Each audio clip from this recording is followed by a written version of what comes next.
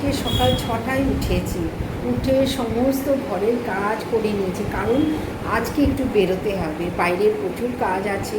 Electric bill জমা দিতে হবে, ব্যাংকে যেতে হবে, মেয়ের কলেজে যেতে হবে, সেই কারণে তাড়াতাড়ি করে সকাল সকাল উঠে সমস্ত কাজ করে নিয়েছি।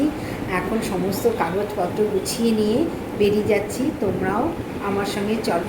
রিতার খুঁটিনাটিতে সকলকে অনেক অনেক স্বাগত। আশা করি তোমরা ভালো আছো, সুস্থ আছো। আমিও তোমাদের ভালোবাসায় খুবই ভালো আছি। তোমাদের কাছে একটি নতুন ব্লগ নিয়ে চলে এলাম। কিছুদিন আমি ভিডিও করতে পারিনি, বা ভিডিও করলেও আমি পোস্ট করতে পারিনি, কারণ ঝড় বৃষ্টির জন্য নেটের খুব প্রবলেম হচ্ছিল, তাই সময় মতো আমি কিছু আপলোড করতে পারিনি। সুতরাং তোমরা আমাকে ভুলে যেও না, আমার পাশে থেকো।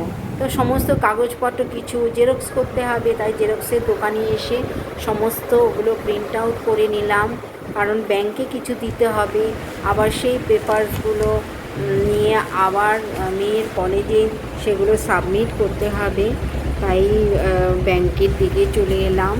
তো যেহেতু ব্যাংকের ভেতরে ভিডিও করা মানা আছে, সেই কারণে সমস্ত কিছু তোমাদের দেখাতে পারলাম না। আমি গেট পর্যন্তই তোমাদেরকে দেখালাম, কারণ ওখানে সিকিউরিটিটা ভীষণ বারণ করেন যে এখানে ভিডিও করা চলবে না।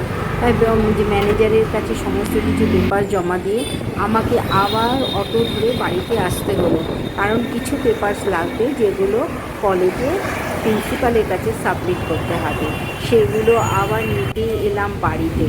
অটো করেই চলে এলাম বাড়িতে এসে আবার সমস্ত পেপার নিয়ে আবার অটোতে উঠে পড়লাম, উঠে আবার মেয়ের কলেজে গেলাম। সেখানে প্রিন্সিপাল মিটিংয়ে গেছেন, সেই কারণে আমাকে বলল একটা অ্যাপ্লিকেশন আপনাকে লিখতে হবে, লিখে আপনি প্রিন্সিপালের রুমের সামনে বসে থাকুন, উনি যখন মিটিং থেকে আসবেন তখন ওটা আপনি ওনার হাতে দেবেন।